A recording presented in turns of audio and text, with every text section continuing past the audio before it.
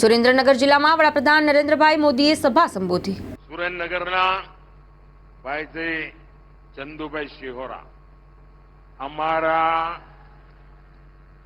निवड़ेला कार्यकर्ता हमारा डॉक्टर साहेब पर मैं पराणे चूंटनी लड़ाई थी गए वक्त। ये तो राजकारण नो जीवन नहीं पराणे लई गयो तो पहला तो एक बार विधानसभा में चप्पल घसीटा गया था पर हमारा डॉक्टर साहेब तैयार ज ना थाय।